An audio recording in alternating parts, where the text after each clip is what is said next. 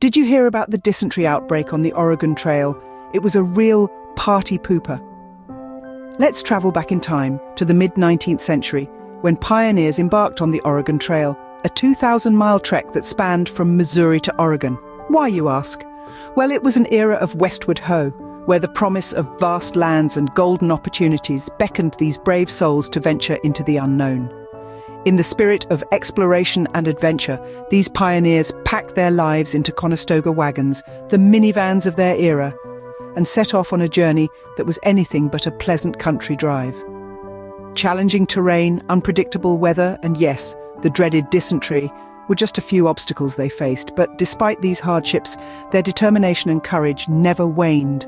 So they packed their wagons, said goodbye to indoor plumbing, and headed west, with their hopes high and their sanitary standards, well, not so much.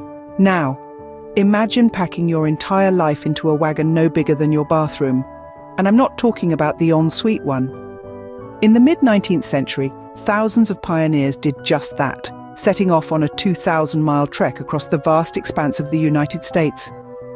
These brave souls embarked on the Oregon Trail, a journey that would take them from the comfort of their homes to the wild and untamed lands of the West. They crossed towering mountains and vast prairies, navigated treacherous rivers, and encountered the most unpredictable of weather conditions. Imagine trudging through knee-deep snow one day and sweltering under a scorching sun the next. Now that's what I call a varied holiday experience, but it wasn't all about the landscapes, oh no. The real adventure lay in the daily grind. The pioneers were the ultimate survivalists, hunting for their food, cooking over open fires, and sleeping under the stars. There were no five-star hotels or gourmet meals. Instead, they had the simplicity of life in its rawest form. And let's not forget the lack of amenities. No running water, no electricity, no central heating. They didn't even have the luxury of a latrine. Now that's what I call roughing it. It makes our complaints about weak Wi-Fi signals and cold lattes seem rather trivial, doesn't it? But despite these hardships, there was a sense of camaraderie and determination that drove these pioneers forward. They were, after all, in pursuit of a dream of a better life in the fertile lands of Oregon. And at the end of each grueling day, when the wagon wheels finally stopped turning, they'd gather around the campfire.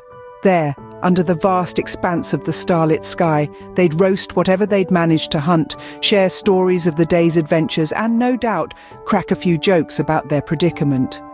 And as they looked at the flickering flames and listened to the sounds of the night, they'd remind themselves, hey, at least we're not stuck in traffic. You know, the Oregon Trail was like a 19th century version of a reality survival show, minus the camera crew and the voting off. Imagine packing up your belongings, hopping on a wagon and trekking 2,000 miles across uncharted territory. The pioneers who embarked on the Oregon Trail faced challenges that would make even the most seasoned reality show contestants quake in their boots. First up, diseases. And we're not talking about the sniffles or a bad case of hay fever. We're talking cholera, dysentery and typhoid. These were the equivalent of the elimination rounds on the trail. If you were lucky, you'd just get a case of prairie itch, a delightful blend of poison ivy and mosquito bites. Next, the weather. There were no 5-day forecasts or weather apps to help plan their journey. They were at the mercy of Mother Nature, and she wasn't always kind. Imagine trudging through blizzards without your North Face jacket and UGG boots, or crossing scorching deserts without your air-conditioned SUV and a cooler full of iced lattes. And let's not forget about the food, or rather, the lack of it. These pioneers didn't have the luxury of popping into the nearest supermarket for a pint of ice cream when they felt peckish. They hunted and gathered what they could, and if they were lucky, they had a bit of hardtack. A type of cracker so tough it could be used as a frisbee or a doorstop. But despite all these hardships, these pioneers persevered. They faced these trials with grit, determination, and a sense of humour. They didn't have the option of tapping out or waiting for a rescue helicopter. They had to keep going, to push through, to survive. So if you thought your last camping trip was tough because you forgot your gourmet marshmallows for your s'mores, think again. After months of journeying, they finally reached Oregon, and it was love at first sight, or maybe just relief that they weren't in a wagon anymore. Imagine the euphoria of seeing the lush forests, the sparkling rivers, the rolling hills of Oregon after months of dusty trails, parched throats and relentless bumps in the wagon. It was like swapping a cramped, smelly one-room apartment for a sprawling mansion with an infinity pool and a view. It was the moment they had all been waiting for, the moment that made the hardships worth it. The pioneers' joy was palpable. They didn't just step onto Oregon's soil, they embraced it, they kissed it, they did a happy dance on it, they probably even sang to it.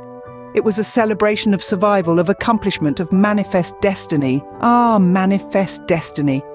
The belief that the American people were destined by God to expand across the continent. A divine real estate deal, if you will, which probably made them the original land influencers. It's hard to imagine them not getting swept up in the excitement of it all. Their very own piece of paradise. All for the taking. But remember, this is Oregon we're talking about, not a tropical island getaway. It was wild. It was untamed. It was a lot of work. There were no houses waiting for them, no roads, no schools, no hospitals. Instead of sipping cocktails by the pool, they were chopping wood, building log cabins, clearing fields, battling weather, and perhaps even wrestling bears. It was a reality check of the highest order. They were the pioneers, the trailblazers, the brave souls who dared to venture west. They were the ones who had to turn the wilderness into a home. And they lived happily ever after, or at least until they realized there were no supermarkets or internet. So, what have we learned from the Oregon Trail? Well, for starters, always bring your own toilet paper. Indeed, the Oregon Trail was a test of endurance, grit, and quite frankly, your gastrointestinal fortitude. Imagine, if you will, a 2,000-mile journey with no pit stops at your favorite fast food joints, no roadside restrooms, no vending machines, and most distressingly, no in-flight movie. You're on a wagon, not a Boeing, folks. Firstly, let's talk about packing. Now, these pioneers didn't have the luxury of a 46-piece luggage set complete with a toiletry bag and a shoe compartment. No, they had to pack the essentials: food, water, clothing, and perhaps a spare wagon wheel or two. And for some reason, a lot of bullets. The pioneers were either expecting a Wild West shootout at every turn, or they were really into hunting. And let's not forget about the food situation. There was no Uber Eats or DoorDash, and absolutely no chance of a cheeky pizza delivery. These hardy pioneers had to hunt for their dinner. Yes, they were the original paleo diet enthusiasts. Moving on to transportation, these pioneers didn't have the comfort of heated seats or a built-in GPS. Their ride was a wooden wagon. Their air conditioning was whatever breeze they could catch, and their GPS was the North Star. And instead of an oil change, they had to worry about their oxen getting tired. Talk about high maintenance. Then there were the natural elements. They didn't just have to worry about a little rain or snow, they had to cross raging rivers, climb snowy mountain passes, and traverse arid deserts. And let's not forget the threat of dysentery. Yes, the pioneers had to worry about a whole host of things that we can't even begin to imagine. But despite these challenges, the pioneers persevered. They survived the trials and tribulations of the Oregon Trail and made it to the promised land of the Pacific Northwest. They built homes, started communities, and left a legacy that we still celebrate today. So the next time you're stuck in traffic, or your Wi-Fi is a bit slow, remember the pioneers of the Oregon Trail, remember their courage, their resilience, and their determination. And be thankful that your biggest challenge is not crossing a treacherous river, but simply deciding what TV show to binge watch next. And there you have it, folks. The Oregon Trail, the ultimate test of survival, grit, and one's ability to live without Wi-Fi. Now, aren't you glad your biggest challenge today is deciding what to watch on Netflix?